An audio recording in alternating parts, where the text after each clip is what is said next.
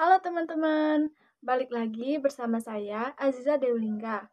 Di video kali ini, kita akan membahas kelanjutan bab 8 yang saya jelaskan kemarin, yaitu isu-isu seputar konsolidasi. Sebelum melanjutkan ke materi, pada penjelasan sebelumnya, saya sudah menjelaskan tentang isu-isu sekitar konsolidasi yang berkaitan dengan perusahaan, persentase kepemilikan perusahaan induk atas saham perusahaan anak. Dengan catatan, perubahan itu tidak menjadikan pengendalian itu hilang. Artinya, kalau terjadi perubahan, maka tidak sampai perubahan itu menjadi di bawah 50%. Karena kalau di bawah 50%, itu pengendaliannya sudah hilang. Perubahan yang terjadi tersebut dikarenakan adanya aktivitas transaksi perusahaan induk maupun aktivitas transaksi perusahaan anak. Sekarang, saya akan menjelaskan lagi bagaimana akuisisi sahamnya tidak dilakukan di awal periode, tetapi dilakukan pada interim atau di antara periode awal dan periode akhir. Jadi, perusahaan induk membeli sahamnya PT Anak dari yang dibeli pada orang ketiga. Apa konsekuensinya bagi PT Induk, PT Anak, dan kepentingan non-pengendali? Jawabannya, bagi kepemilikan saham PT Induk atas PT Anak bertambah, dan persentase kepentingan non-pengendali berkurang atau menurun. Terkait ini, PSAK 65 menyatakan bahwa kalau terjadi transaksi seperti ini yang terdampak perubahan pada kepemilikan PT Induk atas PT Anak, maka yang harus dilakukan oleh PT Induk ketika menyusun laporan keuangan konsolidasian adalah mengakuinya sebagai entitas. Apa yang diperbandingkan sehingga muncul ada yang diperbandingkan terjadi nilai investasi saham yang dimiliki PT Induk sebagai akibat pertambahan saham yang ia peroleh. Bagaimana cara menghitungnya? Nilai aset bersih dari PT Anak dikali pertambahan kepemilikan. Nilai aset bersih dari PT Anak itu untuk tanggal 31 Desember. Maka dari itu, kita harus mencari nilai aset bersih dari PT Anak pada 31 Desember. Bagaimana cara menghitungnya? Nilai awal tahun ditambah laba awal tahun dan ditambah penyesuaiannya, atau dikurang nilai penyesuaian. Yang dikatakan menambah jika PT Anak mengumumkan laba, tapi jika PT Anak mengumumkan rugi, maka penyesuaian mengurang.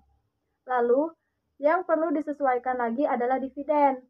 Apabila PT Anak mengeluarkan dividen, maka dividen itu sebagai pengurang. Langkah selanjutnya, kita mengalihkan dengan beberapa persen tambahan saham. Hasilnya, berapa nilai hasil investasi atau tambahan investasi yang didapatkan oleh PT Induk. Karena dia memperoleh tambahan kepemilikan saham, sehingga ada peningkatan nilai investasi pada PT Anak. Lalu akan dibandingkan imbalan yang diserahkan oleh PT Induk, sehingga dia memperoleh tambahan saham. Lalu selisihnya, seandainya lebih besar peningkatan investasi PT Induk pada PT Anak dibandingkan pada imbalan yang dialihkan lebih besar peningkatan investasi, maka selisih itu akan menambah ekuitas. Yang kedua, itu berkaitan dengan aktivitas induk, yaitu kebalikan. Kalau tadi induk membeli tambahan saham, sekarang kebalikannya. Perusahaan induk melepas sebagian sahamnya dan dibeli oleh pihak lain. Maka konsekuensinya kepemilikan saham yang dimiliki PT Induk atas PT Anak berkurang atau turun. Presentasi kepentingan non-pengendali meningkat. Apa yang dilakukan oleh PT Induk? Yaitu sama, ia harus menentukan berapa perubahan investasi. Tentu perubahannya berupa menurunnya investasi, bandingkan dengan berapa imbalan yang ia peroleh. Karena dia menjual saham yang dimilikinya pada pihak ketiga, maka ia menerima berupa kas. Yang ketiga, aktivitas yang dilakukan oleh PT Anak, yaitu PT Anak menerbitkan tambahan saham baru yang dibeli oleh PT Induk. Maka ada perubahan kepemilikan saham pada PT Anak. Bagaimana cara mempresentasikan persentase saham PT Induk ketika menambah saham pada PT Anak? Jumlah kepemilikan saham sebelumnya ditambah saham yang baru dibeli dari PT Anak, lalu dikalikan jumlah saham yang beredar pada PT Anak. PT Induk akan melakukan perhitungan apakah kepemilikan ini nilai investasi yang dimiliki PT Induk meningkat. Jelas meningkat. atau menambah nilai investasi pada PT anak. Setelah itu, PT induk akan melakukan perhitungan apakah kepemilikan ini nilai investasi yang dimiliki PT induk meningkat. Jelaskan meningkat atau bertambah nilai investasi pada PT anak.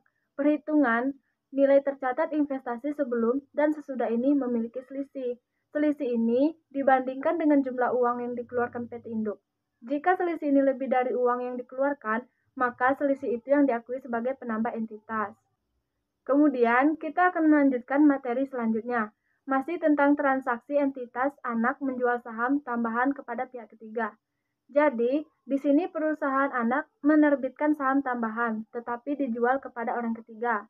Maka, konsekuensi ini akan mengurangi kepemilikan saham PT induk pada entitas anak. Maka, yang pertama kita harus menghitung apakah entitas ini pada nilai tercatat itu berapa. Bisa kita lihat, dampak dari penerbitan saham baru adalah turunnya kepemilikan PT induk.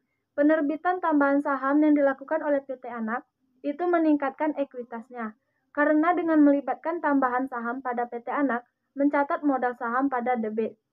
Berarti terjadi peningkatan ekuitas PT anak. Langkah selanjutnya adalah kita menjurnal eliminasi.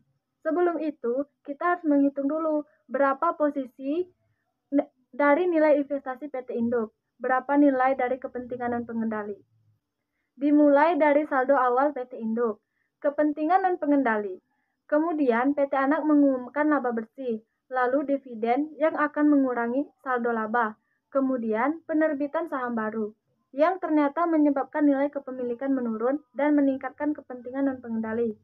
Maka dapatlah hasil akhir dari saldo laba. Selanjutnya, jurnal eliminasi. Yang pertama dieliminasi adalah saham biasa dan tambahan modal di store. Saldo laba, bagian laba dan pengendali, dan laba atas PT anak. Di kredit ada dividen, investasi pada PT anak, dan kepentingan dan pengendali. Lalu ada lagi aktivitas entitas anak membeli saham treasury dari entitas induk. Saham yang ditarik atau dibeli merupakan saham dari entitas induk. Maka jumlah saham pada PT induk itu menurun dari sebelumnya. Karena saham yang beredar menurun, maka persentase kepemilikan PT induk juga menurun. Sebelum itu, kita harus menghitung apakah akuisisi saham tersebut pada nilai tercatat atau tidak. Dengan cara kalikan persentase kepemilikan induk dengan total ekuitas PT anak. Jika sama dengan imbalan yang diperoleh, maka dipastikan akuisisi ini pada nilai tercatat. Contohnya, di sini saham PT anak memiliki nominal 1.000 per lembar. Saham treasury PT anak atau saham yang ia tarik dari PT induk sebesar 100.000 lembar.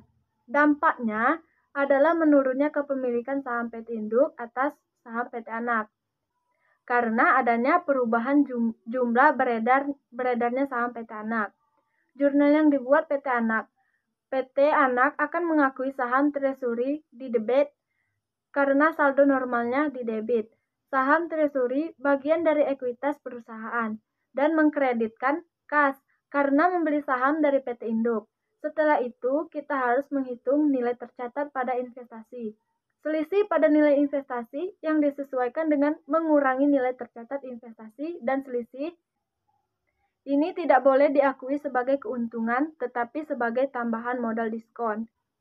Kemudian kita akan memasuki materi selanjutnya yaitu akuisisi pada periode intern. Bab sebelumnya itu menggampangkan karena pada saat sebelumnya itu mengasumsikan transaksi itu terjadi di awal periode atau di akhir periode. Padahal pada kenyataannya perusahaan itu melakukan akuisisi itu bisa dilakukan kapanpun sepanjang tahun. Maka di sini akan menjelaskan bagaimana akuisisi bukan pada awal periode atau pada akhir tahun tetapi pada periode.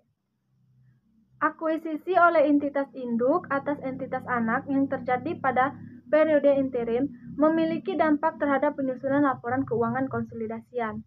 Menurut PSAK 65 menyatakan bahwa entitas induk memasukkan penghasilan dan beban entitas anak dalam laporan keuangan konsolidasian mulai dari diperolehnya pengendalian tersebut sampai dengan tanggal ketika entitas kehilangan pengendalian atas entitas anak.